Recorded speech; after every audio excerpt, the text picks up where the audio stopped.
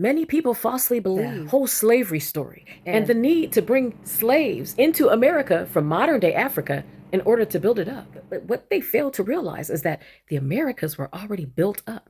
And when the colonizers came in, they actually destroyed our cities and towns and ancient Tartaria. And that's what we're going to get into today. You're also going to see how the Titanic fits into all of this. This video is for those of you who are woke and you decided to take the red pill, climb out of the matrix, and go down the rabbit hole. If you are a blue pill taker, go back to sleep. Go back to La La Land, to the matrix, and to blissful ignorance. Bye-bye. Red pillars, you know full well that America is the mother, the land of Mu, the land of Mary, the home of ancient Atlantis, ancient Kemet, and the land of Canaan. You also know that America was already inhabited for thousands of years by the copper-colored indigenous people of the Americas. And they were joined by those who are from the continent of Africa, known as Africans. Together, the copper-toned indigenous people of the Americas and the Africans built advanced societies with technology that hasn't even been introduced to our modern societies that we live in today. They didn't just erase Tartaria. 1776 was the year that everything changed. In 1776, the Illuminati was founded in Bavaria. The Rothschild banking empire began its global expansion. The American Revolution broke out. And Tartaria began to disappear from the maps all in the same year. Coincidence? Tartaria was not a myth. It was a vast, ancient civilization with advanced free energy technology, magnificent architecture using sacred geometry, a harmonious way of living with natural law, and knowledge of the ether. They buried Tartaria, literally, with mud floods, natural disasters, and a fabricated history.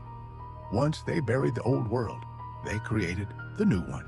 The central banks, debt slavery, maritime law, artificial scarcity, and indoctrination through education, all funded by the same families.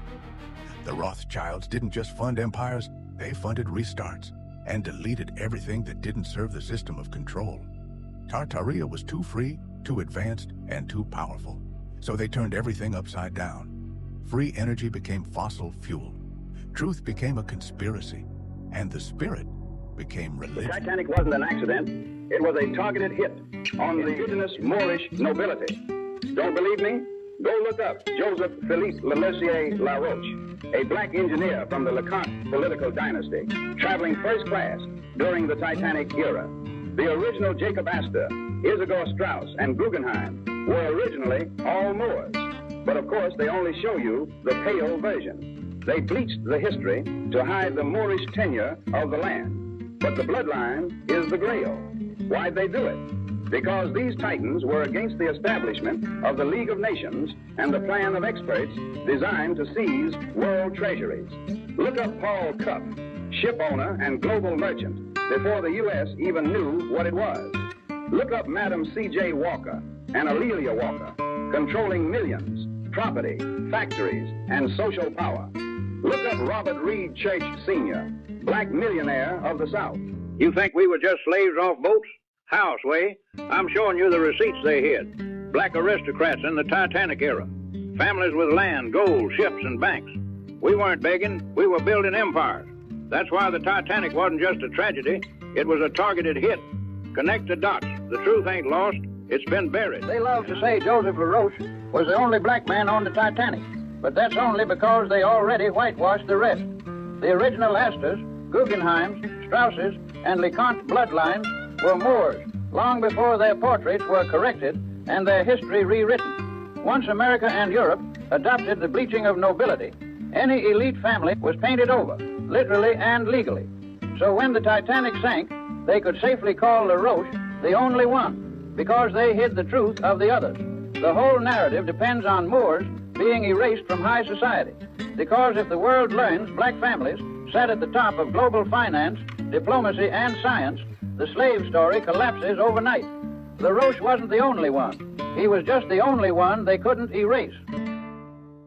This is how ancient Tartaria was destroyed. These people then went into those lands. They subjugated those people. They enslaved those people. They bombed their towns, their homes, destroyed their records of who they are, stole their artifacts, hid their artifacts, destroyed their artifacts, burned them out of their homes, and forbade them to come back to their own homes, flooded their towns, bombed their towns. They destroyed most of the evidence that the ancient pyramids and mound structures in ancient Tartaria even existed. They then proceeded to wipe out the true identity of the indigenous peoples that were already there before they colonized. And they made up a false version of history and identity of the indigenous people that the asleep blue pill takers believe in their strong delusional state.